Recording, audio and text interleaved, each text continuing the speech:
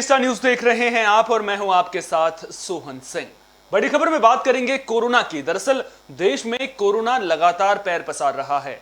हालात क्या हैं, अंदाजा आप इसी बात से लगा सकते हैं कि एक दिन में 3 लाख से ज्यादा केसेस आने सामने हो चुके हैं। और आपको बता दें कि अब भारत ने पूरी दुनिया को एक दिन में सामने आने वाले मामलों में पूरी दुनिया को पीछे छोड़ दिया है। इससे पहले अमेरिका में 3,07,000 के करीब केसेस एक दिन में रिकॉर्ड किए गए थे। और आपको बता दें कि अमेरिका में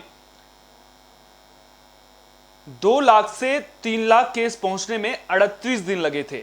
वहीं अगर भारत की मैं बात करूं तो भारत में महज एक हफ्ते के भीतर जो केसेस हैं वो 2 लाख से 3 लाख हो चुके हैं।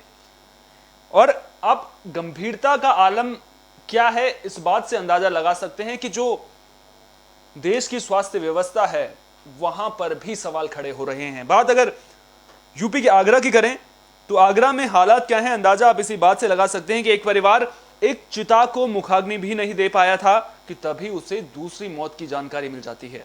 जरा सोचिए उस परिवार पर क्या बीत रही होगी, उन परिजनों पर क्या बीत रही होगी जो परिवार के ही एक सदस्य का अंतिम संस्कार करने के लिए शमशान घाट में गए थे, लेकिन उसके बाद तभी उन्हें जानकारी मिलती है कि एक और शख्स की उनके परिवार में कोरोना की वजह से मौत हो गई है।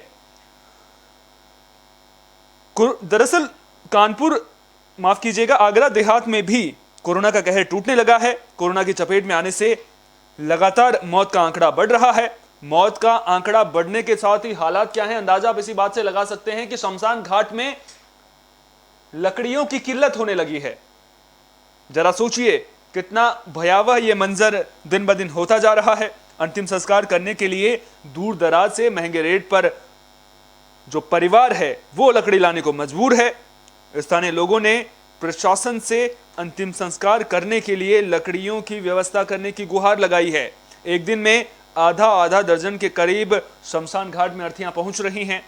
तो आलम क्या है, अंदाजा आप लगा सकते हैं। हालात कितने गंभीर हैं, अंदाजा आप इसी बात से लगा सकते हैं। अर्थियों के अंतिम संस्कार के लिए शमशान घाट में भी अब जगह कम पड़ने लग गई है। कोरोना का कहर टूटने के बावजूद भी जो सबसे बुरी तस्वीरें निकलकर सामने आ रही हैं, हालात इतने गंभीर हैं लेकिन फिर भी लोग इस मामले को गंभीरता से नहीं ले रहे हैं। अभी भी बाजारों में भीड़ का आलम देखने को मिल रहा है। बाजारों में भीड़ लग रही है, सरकार लगातार अपील कर रही है, सरकार कह रही है कि कोरोना गाइडलाइंस का पालन कीजिए आप, लेकिन उसके बावजूद लोग हैं कि सुधरने का नाम ही नहीं ले रहे। अब सरकार करे तो क्या करे, क्योंकि अगर कोरोना को हराना है तो आम जनता की भागीदारी अहम हो जाती है। और अगर हालात इस तरह के बने रहेंगे, उसके बावजूद लोगों का रवैया नहीं बदलेगा, लोग नहीं सुधरेंगे, तो हालात और भी गंभीर होंगे। सुधरेंगे हालात तभी जब जनता इस महामारी को गंभीरता से लेगी। अब ऐसे में देखना दिलचस्प होगा कि जो लोग हैं वो कब तक जागरूक होते हैं। दरअसल जब पिछले साल कोरोना की लहर आई थी तो उस वक्त लोगों में डर का माहौल देखने को मिल रहा था।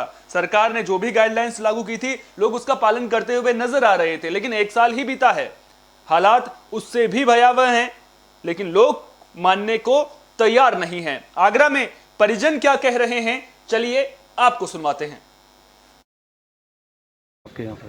आज हमारी भाभी जी एक्सपायर हुई हैं। 2 दिन से उनकी तबीयत खराब थी, तो बड़ी मशक्क़त के बाद लकड़ियाँ मिली हैं हमें, और काफ़ी महंगी मिली हैं, और वो भी पर्याप्त नहीं मिल पाई हैं। और उसके जब तक हम यहाँ आए तब तक मालूम पड़ा कि हमारे दूसरे चाचा जी टीकाराम जी रेलवे से रिटायर्ड हैं, वो भी एक्सपायर हो गए हैं। अब उनके लिए यहाँ शमशान में मैं खड़ा हूँ, तो 4 स्टेशन है, जिसको भी जो भी बोलते हैं मैं नहीं जानता, वो जहाँ दाह संस्कार होता है।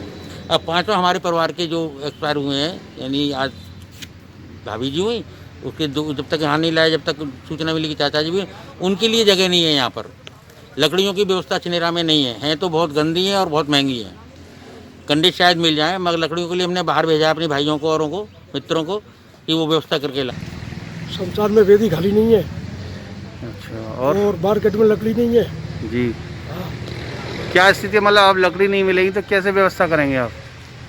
अब लकड़ी नहीं मिलेंगे तो कहीं लकड़ी का इंतजाम करेंगे। मौतों का क्या अंतिम, मतलब कितनी मौतें हो रही है कि दिन में? 5-6 मौतें हो रही हैं रोजाना। अब क्या चाहते हैं, मतलब कोई प्रशासन से कुछ कहना चाहेंगे आप? प्रशासन से यही कहना चाहेंगे कि यहाँ कोई व्यवस्था कराए। और लकड़ी वगैरह की इंतजाम? कोरोना टेस्ट हाँ, लकड़ी का इंतजाम कराया, अगर लकड़ी है प्रशासन के पास तो।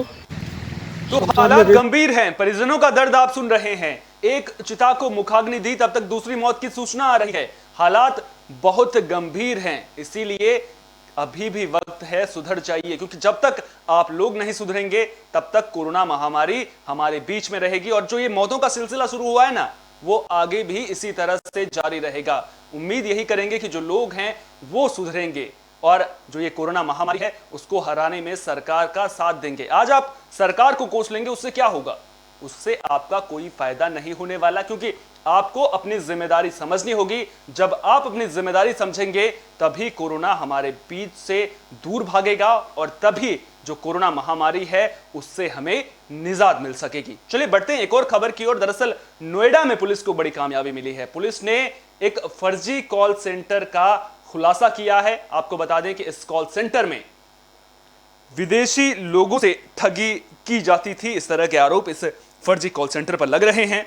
थाना फेज 3 नोएडा पुलिस को यह कामयाबी मिली है। पुलिस ने विदेशी नागरिकों से ठगी करने वाले गिरोह के 2 सदस्यों को गिरफ्तार किया है। इनके कब्जे से 18 सीपीयू, डायलर और फोन बरामद किए गए हैं। आपको बता दें कि जो आरोपी हैं वो विदेशी नागरिकों को फोन करते थे, उसके बाद उन्हें अपने जाल में फंसाते थे और उसके बाद उनसे ठगी की वारदात को अंजाम देते थे। लेकिन अब पुलिस ने इस घटना का खुलासा कर दिया है और मामले में 2 आरोपियों को गिरफ्तार कर लिया है।